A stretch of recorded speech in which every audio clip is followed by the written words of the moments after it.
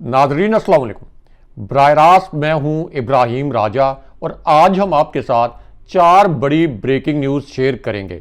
आज की पहली बड़ी ब्रेकिंग न्यूज़ DGISI और पाकिस्तान के सबसे बड़े और सबसे मकबूल लीडर इमरान खान साहब के मुतल्लिक है। इस खबर से जुड़ा एक 41 सेकंड का वीडियो क्लिप इस वक्त सोशल मीडिया पर वायरल हो चुका है। अपने प्रोड्यूसर साहब से कहेंगे कि इस क्लिप के कुछ मनाजिर यानी इसके कुछ स्क्रीनशॉट हमारी स्क्रीन पर हमारे व्यूअर्स को दिखाएं और इस खबर के 2 हसास तरीन नुकात भी मुख्तसरन अपने व्यूअर्स के सामने रखते हैं। आज की दूसरी बड़ी ब्रेकिंग न्यूज़ GHQ की एक अहम तरीन शख्सियत और इमरान खान साहब के मुतल्लिक है। पाकिस्तान के सबसे बड़े न्यूज़ चैनल ने अब से 41 मिनट पहले इमरान खान साहब और GHQ की इस शख्सियत के मुतल्लिक क्या अहम तरीन खबर नशर की है, ये खबर भी मुख्तसरन आपके सामने रखते हैं। आज की तीसरी बड़ी खबर आर्मी चीफ की एक हैरानकुन और नाकाबिले यकीन कॉल के मुतल्लिक है। ये हैरानकुन और नाकाबिले यकीन कॉल किस ताकतवर शख्सियत को की गई। इस ताकतवर शख्सियत जो कि एक वफाकी वजीर भी हैं, इनको आर्मी चीफ की जानिब से बराह रास्त धमकियां और बराह रास्त गालियां क्यों दी गई, इसके मुतल्लिक भी आज के दिन में एक बड़ी दिलचस्प स्टोरी सामने आई है। ये स्टोरी भी आपके सामने रखते हैं। आज की चौथी बड़ी ब्रेकिंग न्यूज़ इमरान खान साहब की रिहाई के मुतल्लिक है। अब से कुछ देर पहले इमरान खान साहब की रिहाई के मुतल्लिक क्या अहम तरीन और बड़ा फैसला सामने आया है, इस फैसले के 2 नुकात भी मुख्तसरन आपको सुनाते हैं। हमारे जिन दोस्तों ने अब तक हमारे चैनल को सब्सक्राइब नहीं किया, उनसे हम कहेंगे कि हमारे चैनल को सब्सक्राइब कर लें ताकि उन्हें अहम मालूमात बर वक्त मिलती रहें। और यहाँ एक अहम तरीन बात ये भी कि मरियम नवाज बाज नहीं आ रही और अब उन्होंने एक और जाली सर्वे टिकटॉक पर करवाया है और इस जाली सर्वे में उन्होंने ये जाली रिजल्ट वो सामने लेके आई हैं कि मरियम नवाज इस वक्त टिकटॉक पर इमरान खान साहब से 3 पॉइंट ज़्यादा मकबूल हैं। क्या मरियम नवाज इमरान खान साहब से किसी भी प्लेटफॉर्म पर ज़्यादा मकबूल हो सकती हैं? हमारे इस वीलॉग पे कमेंट करके हमें बताएं। लेकिन सबसे पहले आपको DGISI और इमरान खान साहब के मुतल्लिक अब से कुछ देर पहले जो सबसे बड़ी और सबसे अहम नोयत की खबर आई है, ये खबर मुख्तसरन आपके सामने रखते हैं क्योंकि इसी खबर से जुड़ा एक 43 सेकंड का वीडियो क्लिप इस वक्त सोशल मीडिया पर बहुत बड़ा तहलका भी मचाए हुए है। अब ये खबर यानी DGISI के मुतल्लिक ये खबर उस वक्त आई जब इस्लामाबाद हाई कोर्ट के 6 जजेस के खत के मामले में, यानी वो खत जो कि इस्लामाबाद हाई कोर्ट के 6 जजेस ने अदालती फैसलों में ISI की मदाखलत के हवाले से लिखा, तो इस मामले पर अब एक बड़ी पेशरफ्त हुई और एक तरफ तो ये डेवलपमेंट हुई यानी ISI की मदाखलत के हवाले से जो ख़त लिखा गया इसमें एक नई खबर आई और दूसरी जानिब जनाब फैज़ हमीद के मुतल्लिक एक बहुत बड़ी और अहम नोयत की ब्रेकिंग न्यूज़ आ गई जिसका ताल्लुक बराह रास्त आर्मी चीफ से भी है क्योंकि जनाब फैज़ हमीद को एक कमीशन में तलब किया गया था और जनाब फैज़ हमीद ने अब इस कमीशन में जो एक बड़ा दिलचस्प बयान दिया है इसके मुतल्लिक आपको मुख्तसरन बताते हैं क्योंकि ये बयान पाकिस्तानी मीडिया ने नशर नहीं किया। अब ये जो फैज़ाबाद धरना कमीशन के हवाले से जनाब फैज़ हमीद का बयान था जिसमें इनको मोरद इल्ज़ाम ठहराया जा रहा था, इस कमीशन में जनाब फैज़ हमीद ने यह बयान दिया कि 2017 में असल में उस वक्त की हुकूमत और उस वक्त के वज़ीर-ए-आज़म शाहिद खाकान अब्बासी ने मुझे तहरीक लब्बैक का धरना ख़त्म करवाने की जिम्मेदारी दी थी और मैंने मुआहदे पर इसलिए दस्तखत किए थे क्योंकि तहरीक लब्बैक वालों की ये डिमांड थी कि इस मुआहदे पर आर्मी चीफ के दस्तखत होने चाहिए।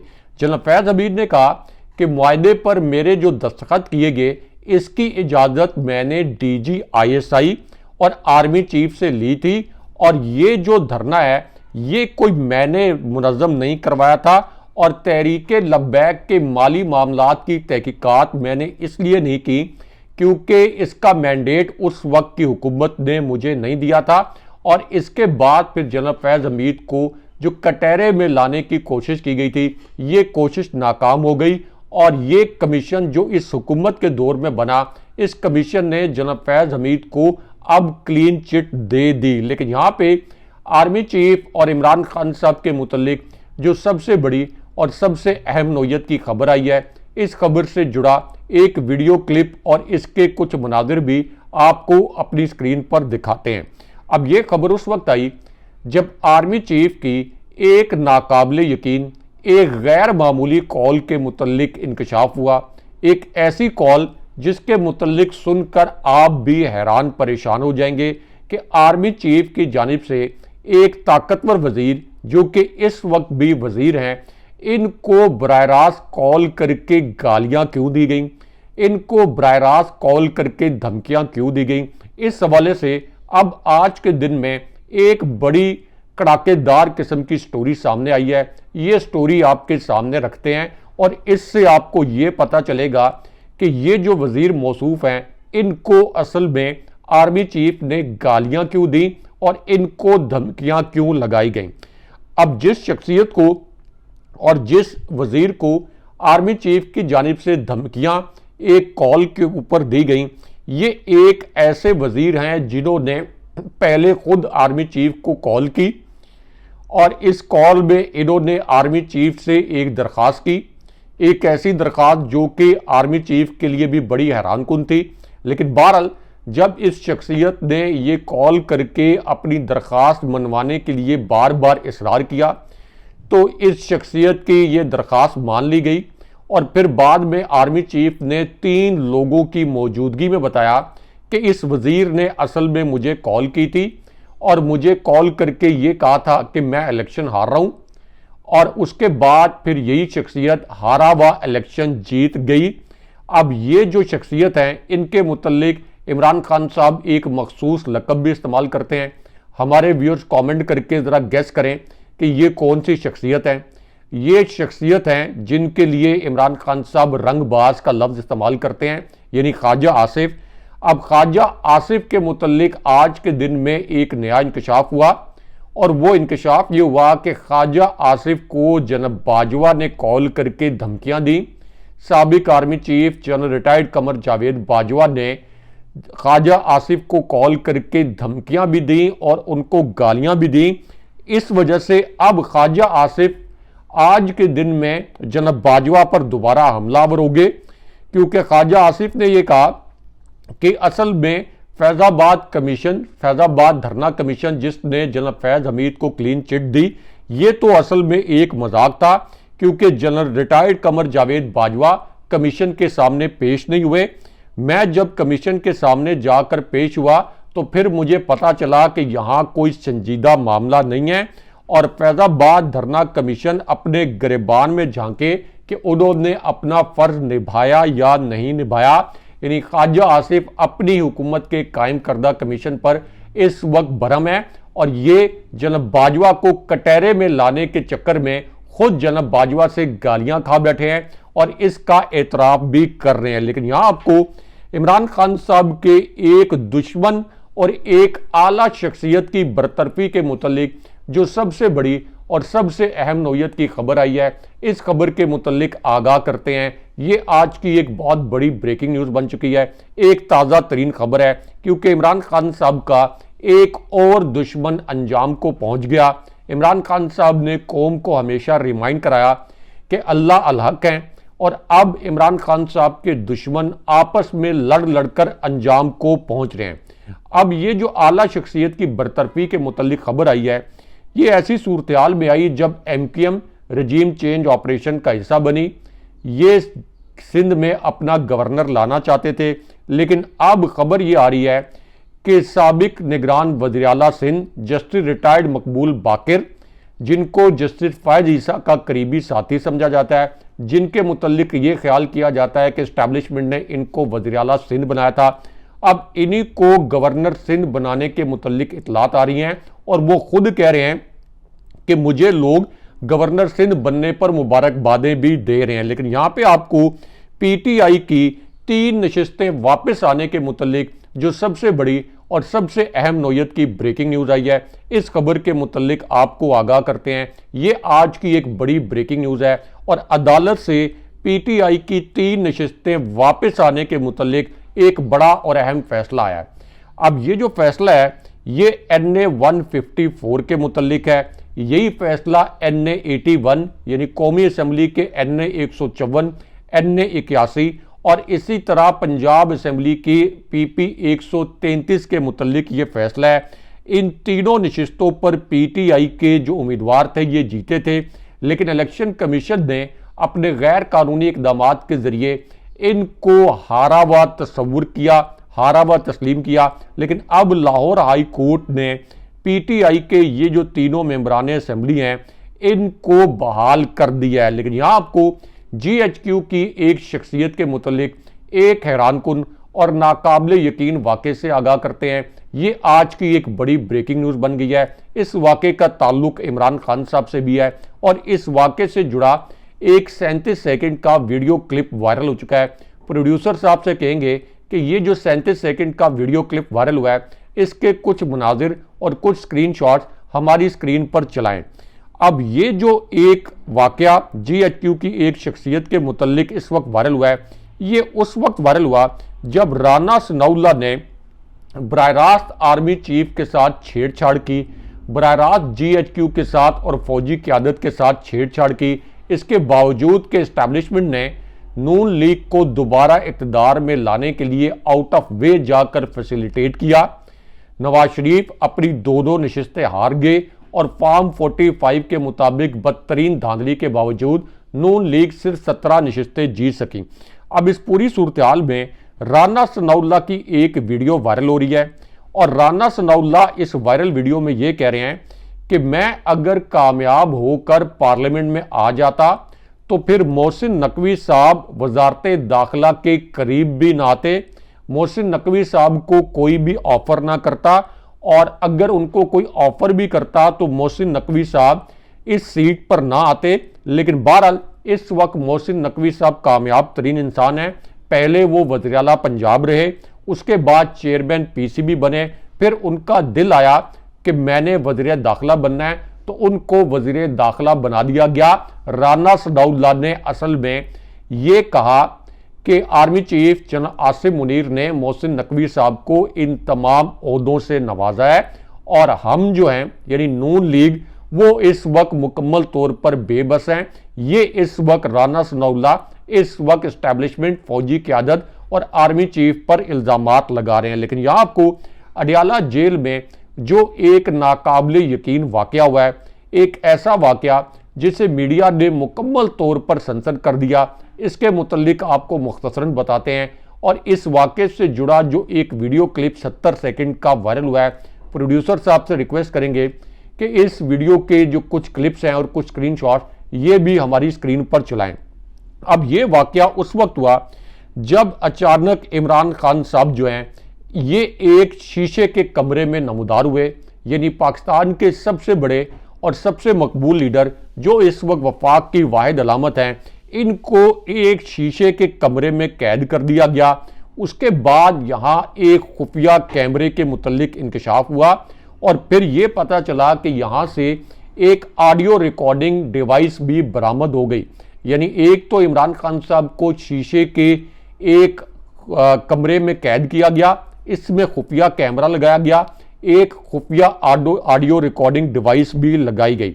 अब उसके बाद यहाँ पर एक अहम तरीन मुलाकात हुई, लेकिन अब इस मामले पर नईम पंजोता ने ये इंकशाफ किया है कि इमरान खान साहब को शीशे के कमरे में बंद करके उनकी जासूसी करना ये असल में तौहीन अदालत है, क्योंकि हाई कोर्ट ने ये हुक्म दिया था कि इमरान खान साहब की जो मुलाकातें हैं इनकी प्राइवेसी का ख्याल रखा जाए। लेकिन उसके बाद बुशरा बीबी साहिबा के मुतल्लिक भी आज के दिन में एक नया और दिलखराश इंकशाफ हुआ है। बुशरा बीबी साहिबा जो बड़ी मजबूती के साथ और बड़े हौसले के साथ इस वक्त इमरान खान साहब के साथ खड़ी हैं, क्योंकि अब आज के दिन में ये इंकशाफ किया गया है कि बुशरा बीबी साहिबा के वाशरूम और उनके बेडरूम से भी कुछ कैमरे बरामद किए गए हैं। और ये जो इंकशाफ या दावा है ये अगेन नईम पंजोता ने किया। लेकिन यहाँ पे आपको GHQ की दो शख्सियात और इमरान खान साहब के मुतल्लिक जो सबसे बड़ी और सबसे अहम नोयत की खबर आई है, जिससे जुड़ा एक वीडियो क्लिप इस वक्त वायरल हो चुका है, इसके मुतल्लिक आपको मुख्तसरन आगाह करते हैं और इसी वीडियो के कुछ मनाज़िर भी आपको अपनी स्क्रीन पर दिखाते हैं।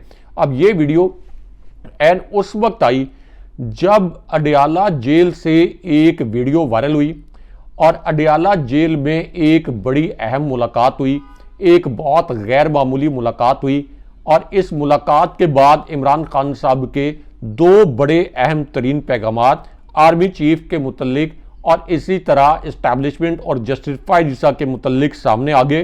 पहले आपको ये दोनों जो जुमले हैं इमरान खान साहब के, ये क्विकली पढ़कर सुनाते हैं। इमरान खान साहब ने सबसे पहले ये कहा कि ये बहावल नगर में जो पुलिस को फौज ने और फौज के जवानों ने जो मारा है, इस पर इमरान खान साहब ने कहा कि शहरी या इदारे के खिलाफ एक्शन होता है तो अदालत एक फोरम के तौर पर मौजूद है, खुद जाकर सबक सिखाने और मारपीट की इजाज़त नहीं है। जस्टिस फायद ईसा साहब, अगर आप हमें इंसाफ नहीं दे सकते तो कम से कम पुलिस के महकमे को तो इंसाफ दें, इंसाफ देंगे तो माशरा और मुल्क कायम रहेगा। लेकिन उसके बाद GHQ और इमरान खान साहब के मुतल्लिक सबसे बड़ी और सबसे अहम नोयत की खबर आ गई। अब यह खबर उस वक्त आई जब इमरान खान साहब ने कहा कि बहावल नगर वाक़े के बाद IG पंजाब की माफ़ी ने यह साबित कर दिया कि जिसकी लाठी उसी की भैंस, मार भी पुलिस ने खाई और माफ़ी भी पुलिस ने मांगी। इस IG ने तहरीक इंसाफ के वर्कर्स के घर तोड़े, औरतों पर तशद्दुद किया, मेरे बेडरूम तक बगैर किसी वारंट के घुसे, मेरी पर्दादार बीवी के कमरे में 20-20 पुलिस एहलकार बगैर वार्निंग के घुस आए, लेकिन किसी अदालत ने नोटिस नहीं लिया और आज तक IG पंजाब ने माफ़ी नहीं मांगी। लेकिन उसके बाद इमरान खान साहब का आखिरी जुमला बहुत अहम था। इमरान खान साहब ने कहा, अब जब पंजाब पुलिस को एक ताकतवर ने फेंटा लगाया तो IG पंजाब भाग गया और भागने के बाद अब ये पुलिस वालों को गलत कहकर अब माफिया मांगकर अपनी जान छुड़ा रहा है। लेकिन यहाँ पे इमरान खान साहब की रिहाई के मुतल्लिक जो सबसे बड़ी और सबसे अहम नोयत की खबर आई है और इमरान खान साहब की रिहाई के मुतल्लिक जो सबसे बड़ा और सबसे अहम नोयत का फैसला सामने आया है, इस फैसले के दो नुकात मुख्तसरन आपको बताते हैं। ये आज की एक बहुत बड़ी और अहम नोयत की ब्रेकिंग न्यूज़ बन गई है। अब ये फैसला उस वक्त आया जब इमरान खान साहब के खिलाफ साइफर केस की आखिरी और हतमी समाअत हुई और उसके बाद अदालत के अंदर एक ऐसा वाकया हो गया जिसको पाकिस्तानी मीडिया ने नशर नहीं किया या इस वाकये को मुकम्मल तौर पर डाउन प्ले कर दिया। लेकिन हम आपको इस फैसले के दो नुकात मुख्तसरन बताते हैं। अब इस फैसले के और इस खबर के पहले नुक्ते में यह कहा गया कि जस्टिस मियां गुल हसन औरंगजेब ने यह पूछा कि साइफर के मुबैना तौर पर गुम होने पर लापरवाही या जानबूझकर जो एक चार्ज है ये आजम खान पर क्यों नहीं लगाया गया। इस पर सलमान सफदर ने यह जवाब दिया कि चार्ज मुलजिम पर लगता है, जब उन्होंने मुलजिम यानी आजम खान को गवाह बना दिया तो इसका मतलब यह है कि यह केस मुकम्मल तौर पर खत्म हो गया। अब इस पर जस्टिस मियां गुल हसन जेब ने यह कहा कि साइफर की हिफाजत इसलिए है कि इसे कोई देख ना ले, क्या आज तक साइफर को किसी ने देखा है? तो इस पर जो सरकारी वकील हैं और सलमान सफदर जो इमरान खान साहब के वकील हैं, उन्होंने कहा कि आज तक साइफर किसी ने नहीं देखा और किसी गवाह ने भी इसके मतन के मुतल्लिक कोई गवाही नहीं दी। लेकिन उसके बाद इस्लामाबाद हाई कोर्ट ने इमरान खान साहब की रिहाई के मुतल्लिक सबसे बड़ा और सबसे अहम फैसला सुना दिया। अब यह फैसला उस वक्त सुनाया गया जब FIA के प्रोसिक्यूटर ने अचानक राय फरार अख्तियार करने की कोशिश की और उन्होंने कहा कि मुझे दलाइल के लिए 3-4 दिन मजीद दिए जाएं। अब इस पर अदालत बरहम हो गई और अदालत ने यह कहा कि अच्छा, हम आपको लंबा वक्त तो दे देते हैं लेकिन हम आज ही ये सजा मुअत्तल कर देते हैं, उसके बाद आप जितना टाइम लेना चाहें ले लें। यानी अदालत ने कहा कि इमरान खान साहब अमली तौर पर इसमें बरी हो चुके हैं और उसके बाद फिर ये जो समाअत है ये मुलतवी हुई। लेकिन यहाँ पे कोर कमांडर्स कॉन्फ्रेंस के मुतल्लिक भी एक अहम और नई खबर आई है। ये खबर एक ऐसी सूरत हाल में आई जब मंगला के जो कोर कमांडर हैं उन्होंने कबल वक्त रिटायरमेंट ले ली। वफाकी काबीना ने इस रिटायरमेंट की मंजूरी भी दी।